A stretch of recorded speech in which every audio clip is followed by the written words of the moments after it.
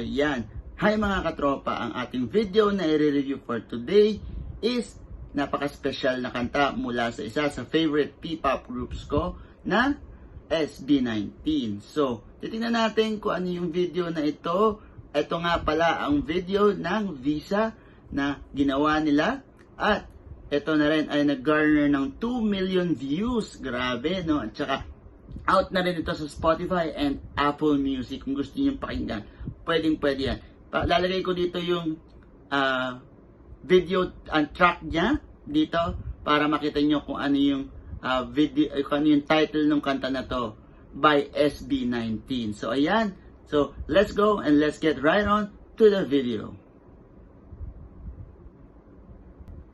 Yan, so tingnan na natin kung ano mga kaganapan dito sa video na ito. Let's watch and see!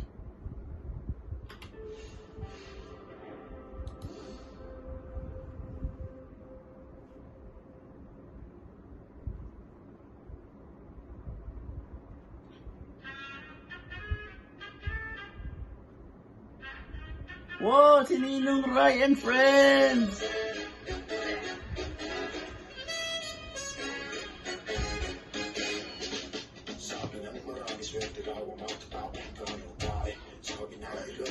Yes, totoo yun. Oh, wow! Galing, oh, yung pag-travel kung paano mag-commute to. Papunta sa pag-apply ng visa.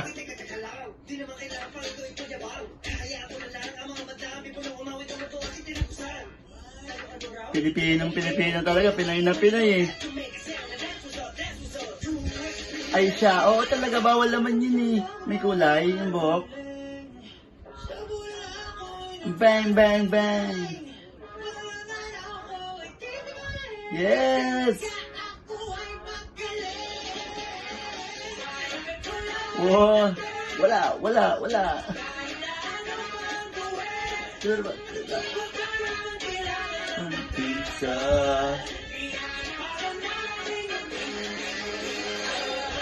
Yes! Miss Bang! Yes, totoo.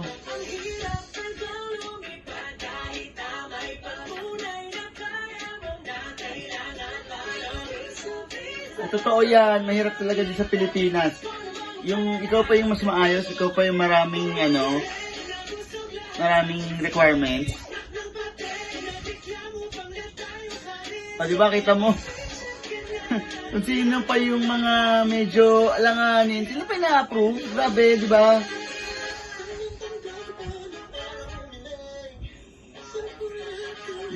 Daming sinasabi. Yan. Hindi po mga recruitment, yung agency ganyan talaga. Ang daming sinasabi, ang daming hinihingi, ang daming kailangan. What? Yes, totoo yun. Yung may requirements ka na, kompleto ka na, ayos ka na, pero ba't ganoon?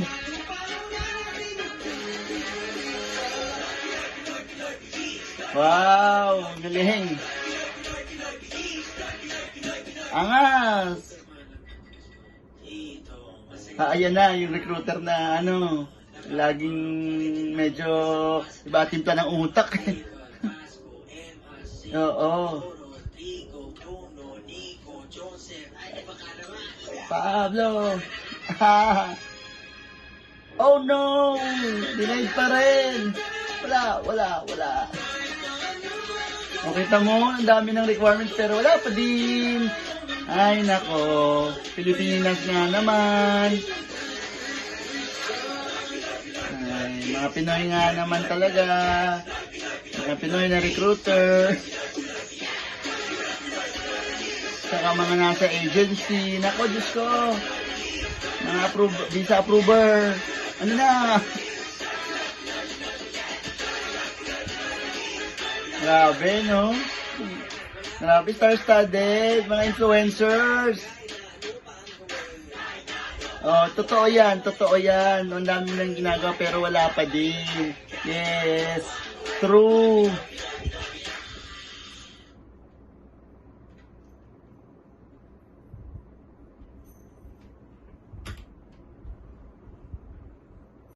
Ayan mga katropa, nakita nyo na ang music video ng tropa. Thoughts ko lang, Pero iisipin nyo, tignan nyo naman, no, talagang yung music video ng SB19 is grabe talaga, no, yung testament doon sa mga nangyayari, doon sa kung paano yung process. Alam mo yun, minsan, unfair talaga, no, na kung sino pa yung medyo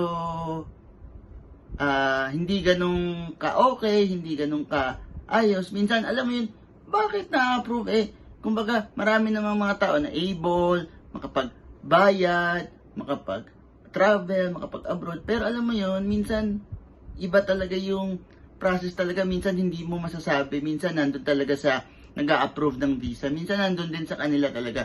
Alam mo yun. Tapos minsan, dami pang hihingiin. Alam mo yun, may ID ka na nga, isang ID pa. Alam mo yun, alam mo dito sa Pilipinas talaga, ganyan yung, hindi naman sasabihin natin yung process kasi minsan, may valid ID ka lang, hihingan ka pa ng valid ID, di ba? Para makapag-apply ka lang ng valid ID, hihingan ka ng 2 valid IDs, di ba? Parang, bakit? The first time mo nga mag-apply ng ID, maghihingan ka pa, di ba? Alam mo yung ganon, yung parang sinasabi nila na well-traveled ka naman, okay ka naman, pero ba't ang dami pa ring tanong, ang dami pa ring haka-haka na baka ganito yung gagawin mo doon, baka ito, baka ganito, baka ganyan. Alam mo yun, na medyo hindi mo maintindihan. Pero sa ibang bansa naman, pag nasabi mo na yung mga kailangan mo, wala na, okay na. Saan ka pupunta, saan ka magsistay, saan yung iikutan mo, o di ba? Pag alam mo na yun, okay na, wala na. Isa atin, ay nako, wala ka bang ganitong documents, wala ka bang ganyang documents, wala ka bang ganung documents,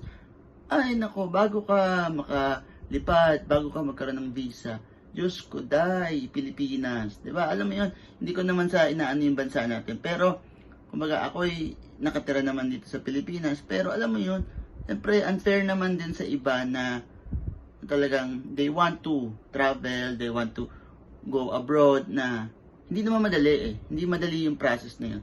Pero, just to say na kailangan ayusin nila yung sistema, di ba? Ayusin yung sistema kung paano gumagalaw, kung paano tumatakbo yung sistema, kung paano nila ina-assess yung mga tao.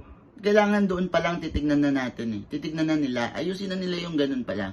Di ba na, huwag tayong kapadala sa fixer-fixer na yan. Huwag tayong kapadala sa mga kung anong mga tao na yan na show si ganito, show si ganyan. Walang dapat ganun, walang higher ups, wala talagang dapat kilala ko si ganito, kilala ko si ganun. Walang ganun, dapat pantay-pantay tayo. Pag nag-a-apply tayo, pantay-pantay tayo. Hindi porque kilala mo yung isang tao, is angat ka na sa kanila. Hindi, normal lang naman tayo. Pag nag-a-apply tayo, is pantay-pantay dapat tayo. Walang mayaman, walang mahirap. Dapat lahat pantay-pantay. Diba? Yun ang binibigay na message doon sa video na yun. Na pinapakit niya yung process kung paano yung application, paano sa visa.